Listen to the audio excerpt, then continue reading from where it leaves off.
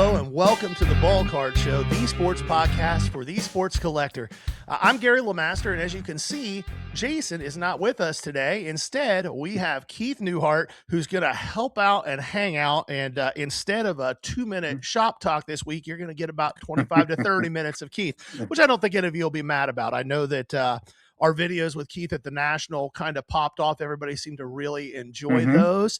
Yep. So thanks for joining us, Keith. We're glad you're here. Absolutely. Thanks for having me as always. I appreciate your time. Oh, no, everybody loves the insight that you provide. I know that we always look for that. You and I always chat up about whatever is happening in the space. So we'll just share that with the audience this week while Jason is roasting his Tootsies down in the Bahamas. Yes, he is. Yes, he is. Well, let's go to the National. We talked about our experience at the National last week, and then you were on vacation for a week, so nobody got shop talk from you last week. You got to get out and about, which is good. But tell us about how the National was for Neuhart cards. Absolutely. One word, unbelievable. Record-breaking again. So we've grown every year. I think this was our 7th or 8th year that we've done it. Basically beaten our previous record every year.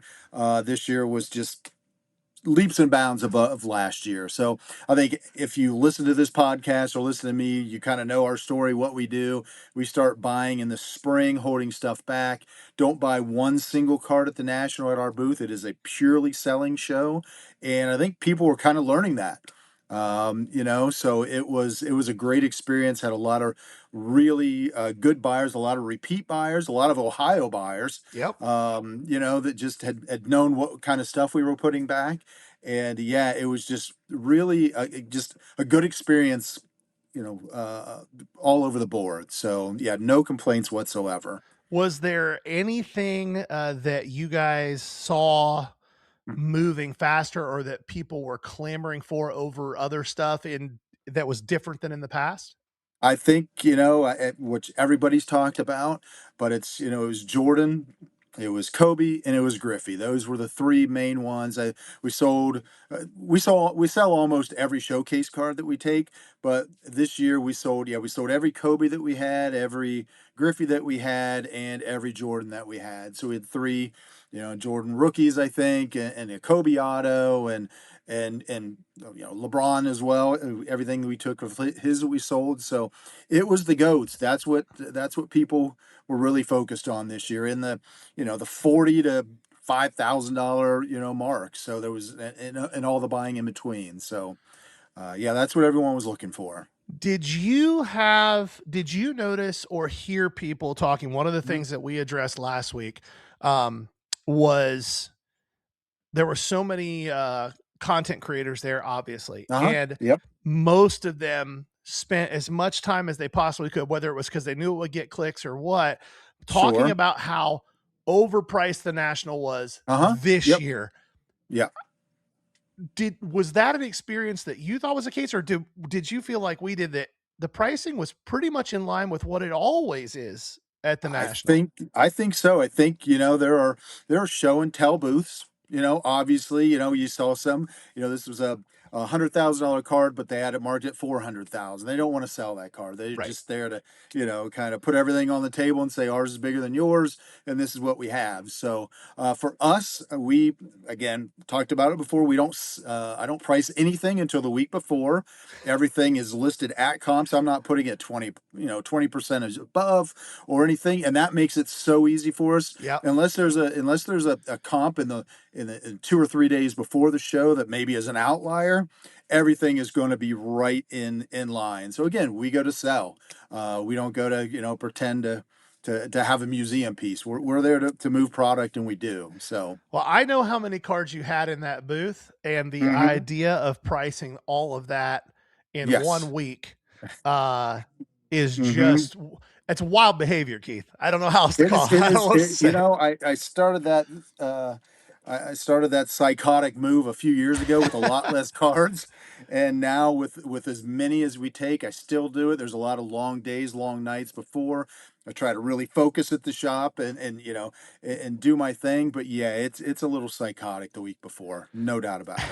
Well, we've got one more year in Chicago. and then we go to Yep. Detroit, and then we're Yes, back to Chicago. we are. Let's Yep. talk about the future of the National. Obviously, this Mhm. year, record-setting attendance. Have they Yep. given out the final numbers yet?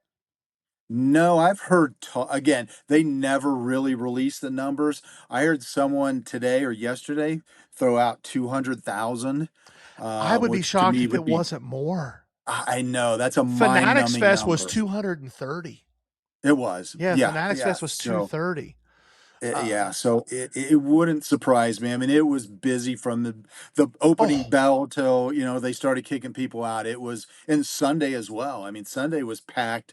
Usually a few 3, 4 years ago, you'd start to kind of put your stuff away a little bit, try to sneak out. But I mean, there were buyers in there all day on Sunday. we were out on Saturday, like one Yeah, o'clock on yeah, Saturday. We were like, that's it. I'm yeah, tapping. I'm yeah, good. exactly. My Yep. exhaustion. I saw a picture of you and Nick, and it was just like you Yes. both looked like I felt.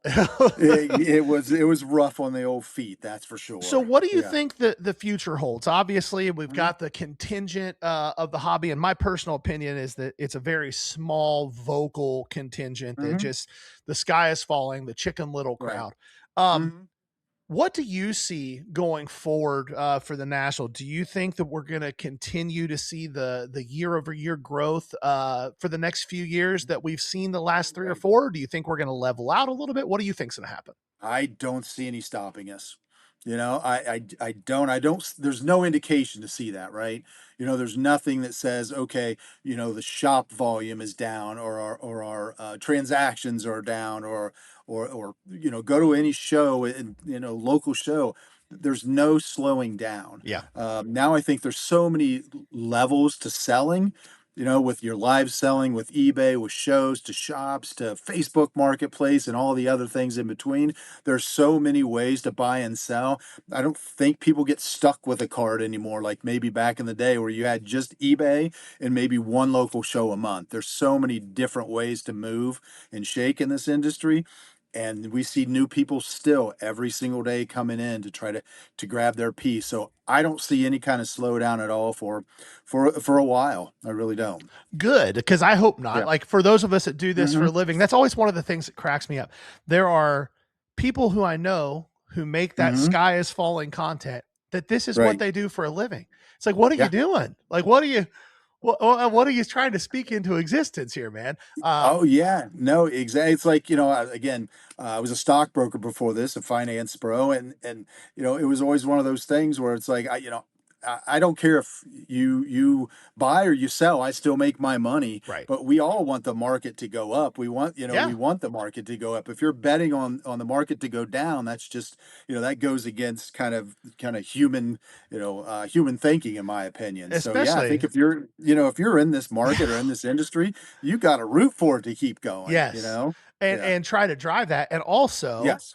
I don't know how I feel about you calling yourself a finance bro, Keith. I don't I I don't I don't know know. how I I feel about that. I don't know how many we sold to this past week, or the week at the National, but I felt like I was one of them, so I had to throw that out there. That's awesome. I know like the we go to I know my route is probably 6 to 8 shops around Hmm. Ohio every 2 to 3 weeks. Obviously, Yep. we're at your shop every week.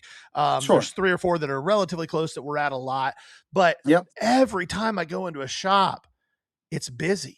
Like It is. it's Yep. not there's not a Hmm. 10-minute window where there's not at least 5 to 10 people Correct. in every Absolutely. single shop, Yep. Hmm. from the smallest to the Yeah. biggest. So, Yep. um, we heard, Michael Rubin did a lot of different interviews throughout the week at the National, Hmm. talked Yep. about, Fanatics plans and what they're trying to accomplish.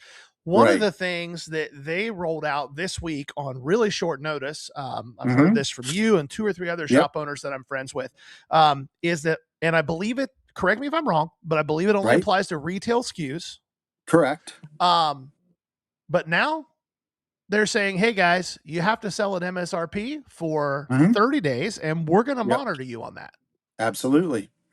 Absolutely. And that news came in 2 days, I think, prior to the product. It's Topps Chrome update basketball, Yep. prior to the release date. So If you follow the big boys like Dave and Adam and Blowout, they were at $90 a blaster on that product. So MSRP was 45 bucks. Right. So again, I'm not going to boo-hoo me or anything like that. Don't feel sorry for us. But when they're able to sell it for 80 or $90, but we have it on the shelves for 45 bucks. And the problem is, I have no problem with that.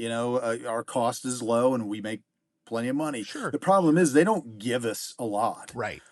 So if they gave us 2 or 3 or 400 blasters, absolutely.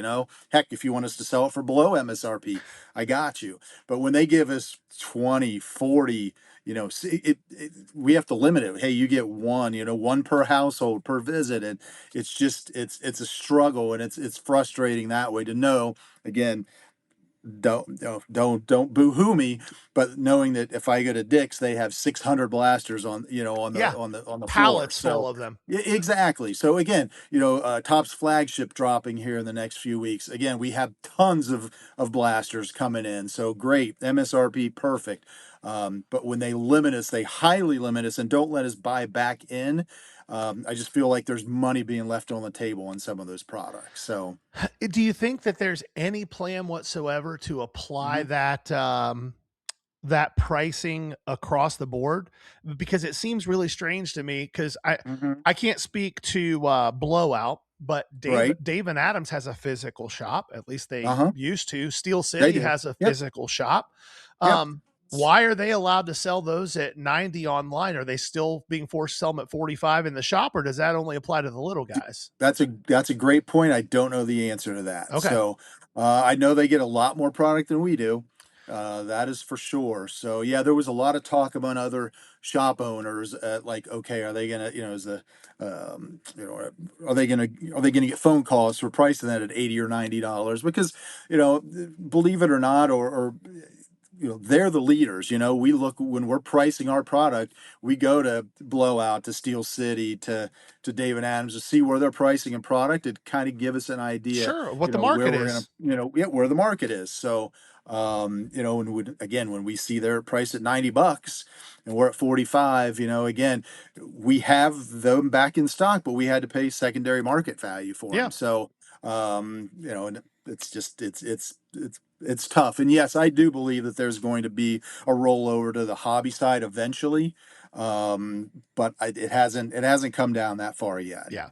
I I Mhm. will say this, when it comes to that type of a thing, um, while I think there will be a little bit of pinch as they get it worked out, as Mhm. long as, and this is the caveat here, as long as it applies equally to everybody in the space that is a Right. retailer of hobby and Mhm. products, I think Right. it'll be a good thing for the long-term health of the hobby. Absolutely. Yeah. But only Absolutely. if it applies evenly. You Mhm. can't tell the local LCS, hey, here's your one case allocated and you have Yep. to sell it at MSRP or hold it for Right. 30 days and not do anything Mhm. with it at all, Yep. but let the big boys sell it for whatever they Yeah. want to. That doesn't work. That doesn't help It anything. it does. And again, on the other side of that is, with map pricing back in the Yeah. 2010s to 12, it was the other way. We couldn't lower the price of a product and for 30 days. I mean, Yeah. that's how the market was then, right? Well, So yeah, you couldn't give some of that stuff away. I mean, absolutely. I Yeah. remember as late as 2015, Oh 16. yeah. Yep. I had accounts with GTS and Peach. I didn't own a Hmm. shop. I owned a Right. sign company and I had a tax ID Hmm. so I could get an account. And Yes. I would get bid sheets. Oh yeah. I Oh, mean, 100%. I would get Yes. bid sheets. Hey, we have so Yep. much of this. What do you want to pay for Uh-huh. It it? was unreal. Again, completely different, Yeah, circumstances back in the day. But yeah, I mean, so again, we can't bellyache too much because it could be the opposite direction. sure. And I Things could think drop as soon. the Yeah. one thing that I think people don't give enough credit, and there's plenty of Hmm. things that you can complain about the people running the show with. Like there's Yeah. plenty of things. But one of the things I don't think people give them enough credit for is Hmm. they are smart business people. And the last thing that they want is for this to come crashing and burning down. Yeah. That's Yeah, the last they're thing they invested want. like we are. Yeah. Yep, they're invested the same as we are. They don't want to see that bottom either. So yeah, I'm with you. I think again, we're definitely moving forward. It just depends on if they pull back on the reins a little bit. Right. So, but yeah, it feels good right now. Well, let's talk about the other side of the card market a little bit Mm-hmm. then. This is becoming more and more true for local shops, especially the smaller ones. You know, it's not as Mm-hmm. big of a deal for the card vaults or the Midwests Sure. or the Yep. big boys. Yep. But for shops like Neuhart Cards, for shops like Yep. Cards on Six down in Lancaster, for shops Uh-huh. like that we know, Yeah. the TCG side of things and the non-sport side of things, Yep.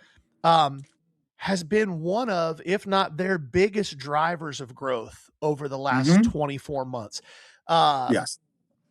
to the point where a couple of shops that had applied for the, what do they call it? Not the probationary Fanatics thing. What is it called? The The it's like the minor league, minor but league one. yeah, Yeah, you know yeah, what I mean. yeah. I do. Yeah. Pulled back from it, and they were Uh-huh. like, "We're getting distribution on this other stuff, Right. and it's doing what we need to do to keep the shop growing, and we'll just focus on singles, and Sure. we'll buy hobby Yep. products to sell at secondary market prices, but only the stuff we know has got a good sell through rate." Yep. Mhm.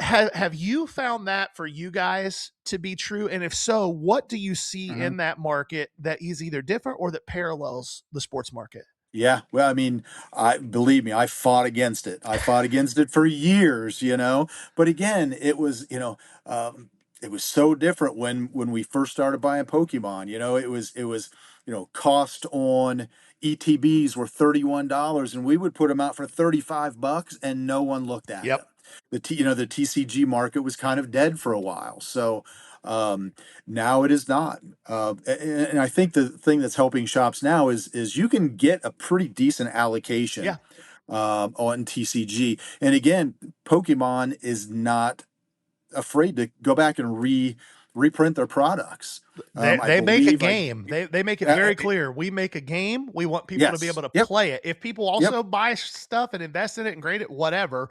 But yeah, we're yep. making a game for people to play. Yeah, our distributor called us yesterday and say, "Hey, congratulations, Destined Rivals is printing again. Here, we're sending you more cases of it." And that one was many sets down the road, Yeah. that they've come out, and it has affected the market. I mean, it has dropped. However, we get more cases of it. We get more Yeah. product to sell. So that's good for the collector. That's good for the game player. That hey, I can have access to that game again, and I don't have to pay outrageous prices. And again, I think with TCG, it is affordable. Yeah. It is really affordable. You can buy a booster box for under $200. You can buy an ETB for the most part 70 to $100.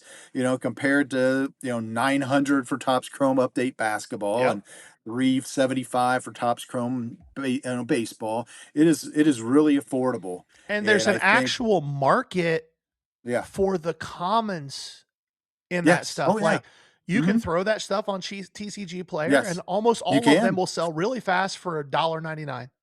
Yeah, Yeah. absolutely. There are people who collect the sets and put the sets Yep. together, and it's not the same game as the sports card market. Very rarely do you ever see somebody come and trying to fill their 26 top set anymore. They either Right. go to Meyer or to your local Just shop buy the and whole and buy set. a set for $50 and you're done. There's no fun in that.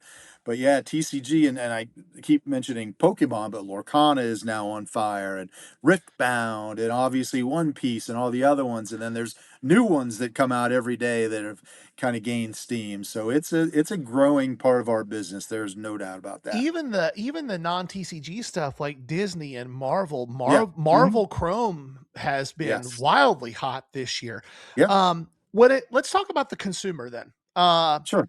What do you see? And Jason and I give people a hard time outside of Yeah. the jokes. What do Yes. you see as the biggest differences between the sports consumer, the sports Uh-huh. collector slash pack ripper, uh, to the TCG non-sport side of things? Well, you could see it at the National. Again, I didn't see it because we were busy behind the booth, but there were pictures and videos of people showing base cards all over the floor, right? So you're ripping a Topps Chrome baseball box. Boom, here's the autos, here's the refractors, everything else gone. Yeah. I've never seen a TCG card on the floor. Right. I know it doesn't get thrown away here. They keep them. They put the master set together. Right. They are true collectors. They are true players of the game. Completely different from the from the sports side of the game. So yeah, it's they're two different bodies. That's for sure. Do you find consumer behavior to be different as well? Um, Yeah, I think they're a little more cost conscious on the TCG side, right? So, um, again, if you watch content or any videos, you see people standing in line at Meijer for hours to save 20 or 30 bucks. You don't see that in the sports game anymore like you did during COVID. Right. They're a little more price conscious. They're a little more MSRP conscious. So they would rather pay, stand in line for a little bit and pay $34.99 for a box instead of going to your local shop, walking right in, paying $45. So they're a little bit more price conscious, I would say, than the average sports collector. On the single side of that world, Uh-huh. one of the things that we've kind of noticed, and we don't deal with that stuff really at all. Mm-hmm. We have people tell us all the time we need to. You've told us we need to. Yep. Probably need to. Just have it. Yes. Yeah. What we've kind of been told is that unlike the sports world, Mm-hmm. most, not all, but most of the people buying singles Yep. aren't looking to buy those to flip them. They're buying them Right. for their collection. Do you find a difference in negotiations, a difference in style in that side of things? I would tell you that with this much, the sell-through rate is very much faster on the TCG side. Okay. I mean, if we buy let's say a 200 card decent lot, we try really hard now not to buy the cheaper stuff, just because if you list it on TCG Player, by the time you pay all your fees and everything, you're not making any money. Right. So yeah, so even the $20 and up stuff, for the most part, if we list it today, it sells today. That's Or it wild. sells tomorrow, where cards will sit for a while. So yeah, I think that's the biggest difference for us, is that. And the negotiation, again, we price everything as close to fair and as close to most recent sales that we can. Obviously, if a card sits here for a month, the price is going to move. Time to go. And yeah, exactly. And that'll change the direction. But for the most part, TCG players or buyers will pay the price as long as it's fair. Okay. Yes. Yeah. So would you say then for smaller shops, if an owner's listening to this and they've Yep. been on the fence about diving hard into that Mhm. world, would you Yeah. tell them that it would be highly beneficial to their business to make that move? Absolutely. Yeah, it's again, there are some days when we finish the day and Pokemon outsells sports, and Pokemon takes up 5% of the shop on a space wise. So I mean, it is growing. It is well worth dipping your toe into. Yes, I Awesome. promise. Awesome. Yeah. Well, so there you go, guys. Some good insight on the TCG side of things. And again, Jason and I are probably going to have to figure it out. I don't want to. Jason I know. definitely doesn't want to. Yes. He'll have to eat a Right. little crow, because I know how much he's made fun of the TCG and Oh, Disney yeah. folks over the years. Absolutely. Good-heartedly. Yeah, of course. But yeah, so here in just a minute, though, if you saw the thumbnail for this episode, you saw a big question mark right in the middle of it. And we have a big announcement coming up, and a little interview that we're going to go to right now. Stay tuned. This is really exciting stuff. Ladies and gentlemen, one of our all-time favorite Gym Mint 10 humans, see what I did there, buddy, is in the studio with the Ballcard show. Dalen with Junk Wax Vintage is joining us for something we're very excited about. How are you, buddy? I am always well, my brother. How are you? I am good. I'm a little bit fatigued, and I'm sure you are too. Last week was the National. We had just a couple things going on. Gary and I were joking about it. Like it's been a long time since I've been that busy every day. It was bonkers. Excited about what we're going to dive in today. Everything is centered around education, but the first part of this conversation I want to jump to is just how unique of a time and space in sports cards we are all a part of right now. coming off of this year at the National, it's such an exciting time in the space. Dalen, what are you seeing? This is peak. You were at Fanatics Fest and the National. You've got a growing community that you've been working on for some time. What are you seeing in the space that makes it unique right now? Excuse me. So I think what makes it really unique, I've been in this hobby a long time, like I've talked about before. What makes it really unique is the number of brand new collectors that are coming back to or coming into our hobby right now. Mm-hmm. I have never seen the influx of young people, especially. So between Fanatics Fest and the Card Combine, shout out to Fanatics, and then at the National and our sports cards nonsense corporate area, we literally got the opportunity to engage with hundreds, if not thousands, of brand new, Oh, yeah. totally green, just started collecting a couple of weeks ago collectors. Yeah. And for somebody like me that has this enthusiasm for the hobby, it is unmatched. It is so Mhm. cool to be able to talk to these brand new collectors and relay that enthusiasm and then educate, right? Because our hobby has changed significantly, especially over the last 5 years, 10 years, let alone 30 years, right? Mhm. So believe it or not, there's even people that are coming back to the hobby after a really, really long hiatus. People that kind of left the hobby in the late 90s and then they're kind of picking up boxes and packs. And if you started back then and then you come to the hobby now, it is a almost completely different landscape. Back in the 90s, almost every single card was different, or excuse me, almost every single card was the same. Mhm. So we ended up with a lot of duplicates. If you remember back then, the error card was a big deal. Yeah. And if you think about it, the reason that error card was such a big deal back then wasn't because of the artistic value of the card for in most cases. What it was scarcity, Mhm. because those error cards were rarer than the others, right? Right. Now, in the hobby we have in 2026, we have built-in scarcity with numbered cards and one of ones and RPAs and things like that. Those didn't really exist, not as they do now back in the late 80s and 90s. Yeah. So I think the biggest difference I'm seeing is the brand new people coming in, especially young people, which is unbelievably heartwarming and exciting to see. And I think it's going to keep going that way. Like I said before, I touched on the Sports Cards Nonsense podcast from the National with our buddy Mike. I know it's a hot take. I get it. But there's a lot of people that think that our hobby might kind of crash a little Mhm. bit. I think there will always be ups and downs, especially player specific and season specific. Sure. But I think we're looking at a new normal. I don't think it's going backwards. I think Fanatics is doing everything they can to 10x the hobby. Mhm. And I think they talked about it again on the SCN show from the National. They believe that they've maybe 5x the hobby at this point. And I can tell you from personal experience between Fanatics Fest and the National, it shows. Yeah. And It's at least X, right? right. And, That's right. That's right. and to your point about it being overwhelming for a person that's just either coming back or coming in, we talked to a few people, and I know you did too at the National, where that was their first card show. And I can't even imagine the National being my first show. Yeah. But with that taken into account, obviously education is so important, and it can help set the direction for somebody to have a great experience in the hobby. But all education isn't equal. And one of the things that we've really admired in your content lately is you've been doing a lot more just quick educational hits directed towards those new folks, or even people that might have been around for a little bit now, but it's still just overwhelming. What inspired you to start that process to create that experience for people? Yeah, that's a wonderful question, my man. I can't say there was one individual moment.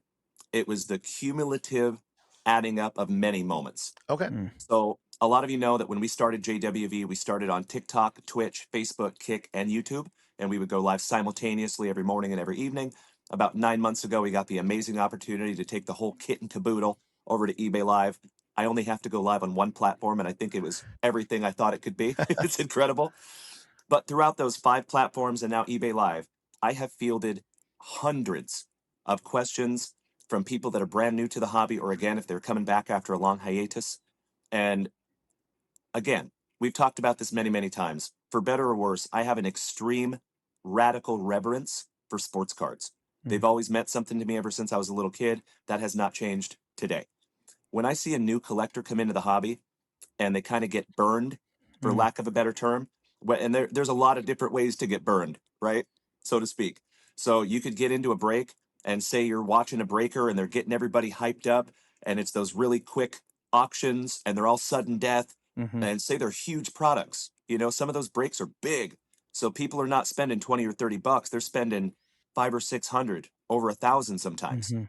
And if you were to save up money and to get into your very first break, and the breaker hypes up the product like it's going to be the next coming of Christ, and then the next thing you know, he pulls the cards and either you get nothing, or what's sometimes even worse, you get a card that you think is huge, but in Mhm. reality, it's not so Yeah. much. Yeah. You know, and when you have those disappointing moments like that, that's when you can see people kind of wash out of the hobby a little bit if those things Yeah. happen repeatedly. Yeah. Yeah. Right.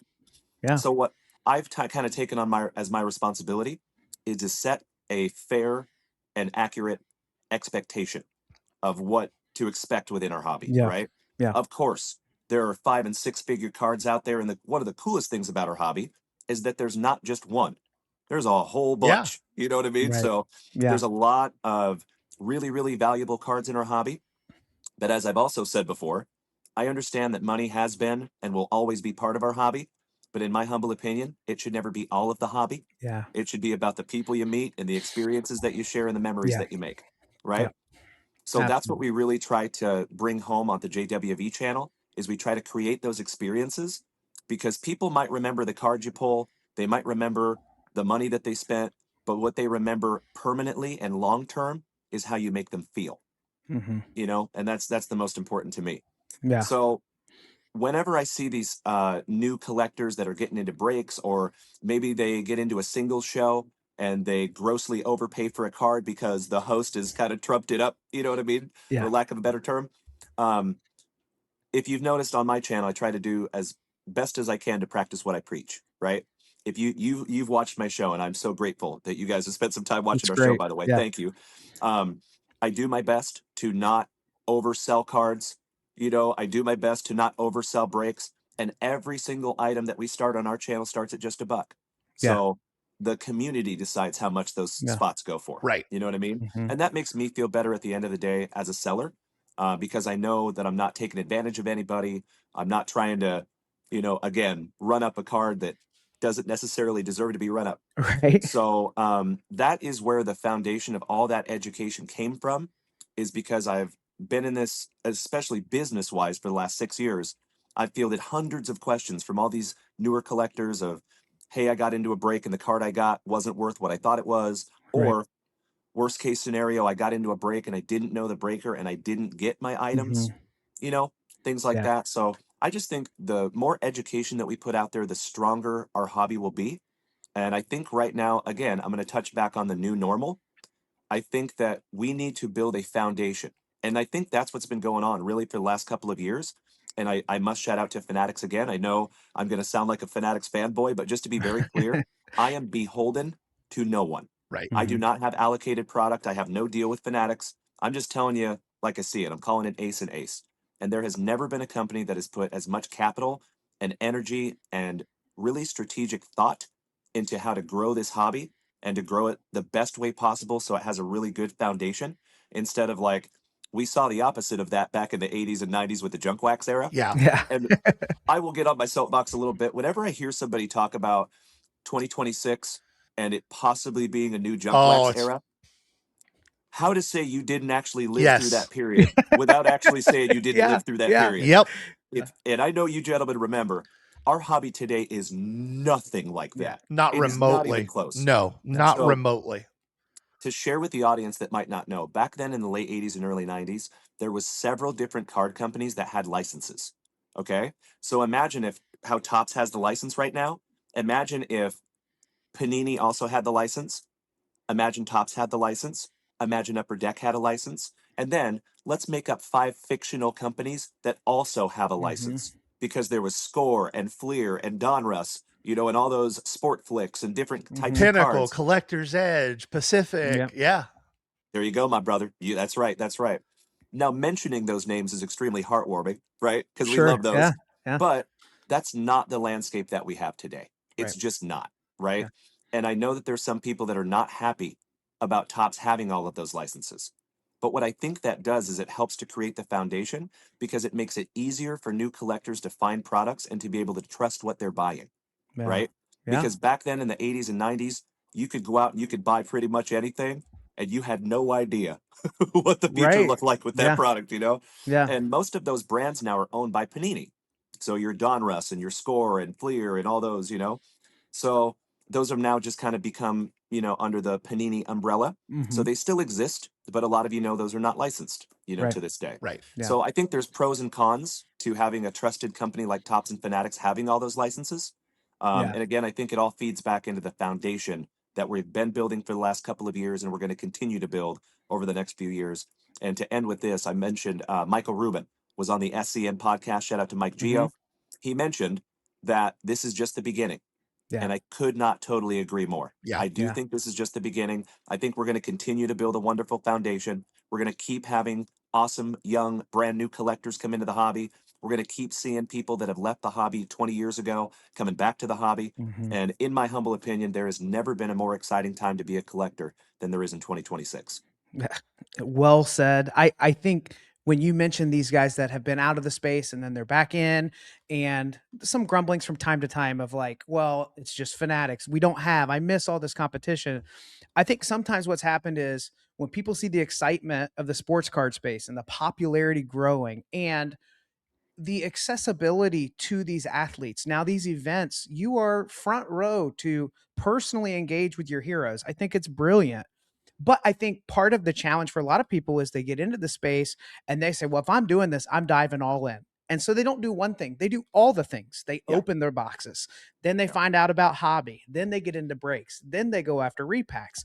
And then they find themselves in that burnout state that you're talking about. And their conclusion often is, well, this is all just too much. Yep. I'm going to go back to X or Y or whatever. And I think this is why education matters so much. One of the things that Gary and I love about our little community is it's a lot of people our age that love the 90s and 2000s stuff. And many of them came to that point of burnout. And then all of a sudden they started to do a little bit more digging.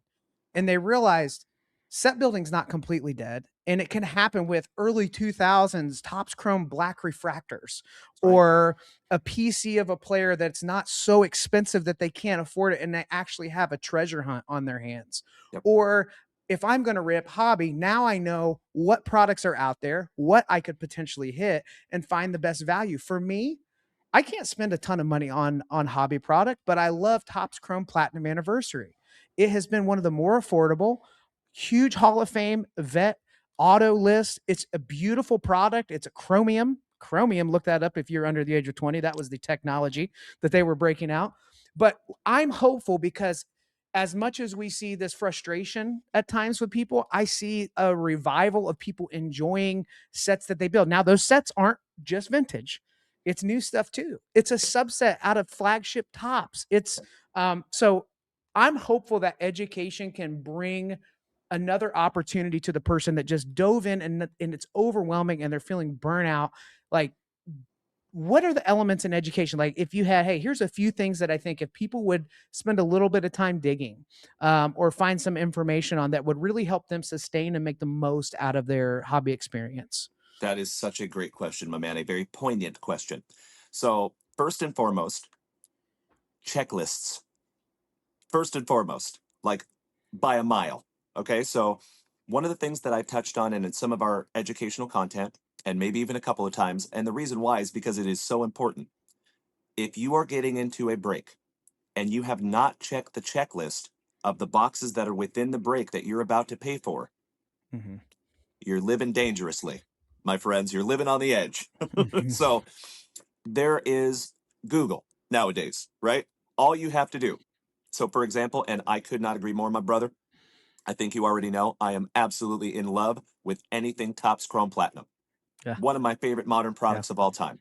Yeah. Maybe even number 2, I would say, because 2022 Topps Chrome Cosmic is my all-time favorite modern product, but I digress.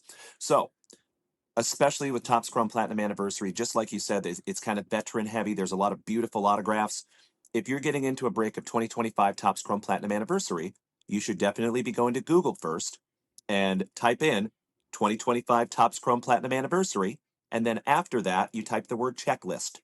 It's just that simple. And you can do that with almost any product, whether it's Panini or Topps or any year. You know, shout out to Beckett. They do a wonderful job of putting those checklists up there. Sometimes they're not available, but if they're not available right away, typically they're up there within, 72 hours ish upon release. So the checklist is your friend. You must check out that checklist because that's going to tell you what your opportunities are, right? There's almost nothing worse than getting into a break and saying, hey, I'm going to buy the Mariners because I'm looking for Ken Griffey Jr. And then you find out the hard way that Ken Griffey Jr. isn't even in the product. Right. Right. Not great. No. So that is number one. I would say check checklists and check them often as you possibly can, and get to know them very, very well before you buy into a team break. The second thing is and not just myself, but there is some awesome educational content on there on Instagram, on Facebook, on TikTok. See if you can find, even if you don't resonate with yours truly, find somebody that you do resonate with, because there's a lot of people putting out some really good information.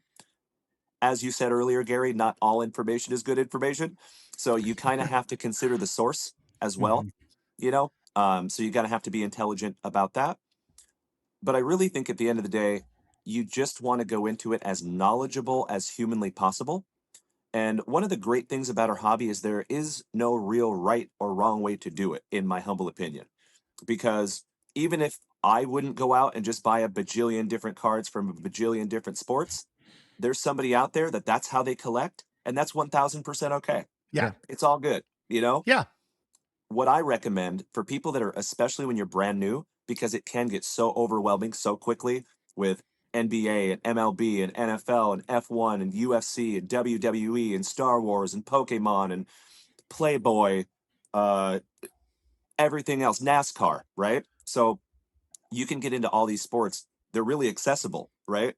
But it can become really, really overwhelming really, really quickly, like we talked about. So what I recommend for people that are brand new is find something that you love. You don't just Absolutely. like it. You're not just buying it because you saw somebody on the internet talk about it. Mm-hmm. You have a personal relationship to that item. Yep. And ideally, you want something that evokes emotion. So if you, for example, and this is totally random, say you were 6 years old and you went to a Chicago Cubs game and you saw a specific player have an unbelievable play, and that is burned like a hot coal in the back of your brain for the last 15 years. That would be a great person to start with. That's why I your collect PC. Ed Oliver. That's why I There you collect go, Ed my brother. Oliver. That's Exactly right. exactly the reason. I think Yep. One of the really fun things when we first discovered you and then had the opportunity to reach out and talk to you and found out the type of person that you are, we tell people this when we talk. We get a lot of really great feedback. The episode that you were on with us, and we did a nice long interview, and we Go back and watch that if you haven't seen that, by the way. yeah, if you you're just haven't now seen landing. it was such a great thing. And Jason and I tell people, and we are not exaggerating, we were at a point with our business and with our content where we were just kind of spinning a little bit, and you fixed us in a lot of ways. We mean that. And your focus with your community is on the collector side of things. We talk to the collector side of things as well. However, a lot of our focus is on the other side of the table, because that's what we do and that's who we are. And we knew from the moment that we actually got to know you, had you on the show, have been able to interact with you since then several times, that we wanted the Junk Wax Vintage experience to be part of the Ballcard Show experience. And that's the whole purpose of this today, leading up to this, is to announce to our community, to your community, that we are excited that Dalen and Junk Wax Vintage, and maybe if we get lucky at some point, Mrs. Junk Wax Vintage, Yeah. The MVP. No offense. are Dalen. going to be a regular. I could not agree more. Are going to be a regular part of the Ballcard Show and the Ballcard Show community and family, with a new segment called Dropping Knowledge with Dalen. Yes. Hey, Gentlemen. sound bite of an applause here, right? Yeah. Woo! That's right. That's right. I could not be more humble than honored, gentlemen. I have received more positive feedback from the show that we did, because I've been on a few podcasts at this point. All of them are great. They're all good. I've never had a bad podcast per se. but I've never received the amount of positive feedback than I did when I went on your show. We I have had appreciate that. hundreds of people between finding us on social media to coming into the chat on eBay Live and saying, "Hey, we found you from the Ballcard Boys. The interview was awesome. I love those guys." And I think it became very apparent very quickly that we share the same heart Yeah. Yeah. when it comes to the hobby. We're Yeah. kind of cut from the same cloth, so to Yeah. speak. So I think it's going to be a wonderful opportunity for us to work together.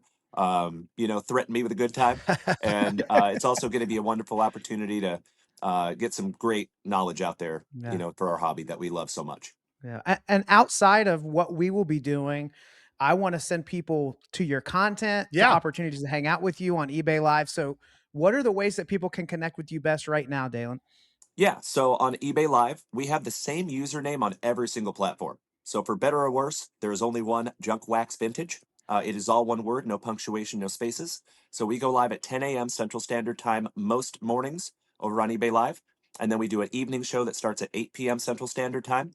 But I'd say the easiest and best way to get a hold of us is through Instagram. And it is Junk Wax Vintage, all one word, JUNKWAXVINTAGE. And we would love to see you over there. We do have a private Facebook group as well. But if you want to find us over there on Instagram, that'll kind of be the door that opens all the other Yep. doors, if that makes sense. And you have a lot of educational content already available on there. So if somebody's like, "Hey, this is me. I'm the one that just wants to set a plan, build a little bit of knowledge around this."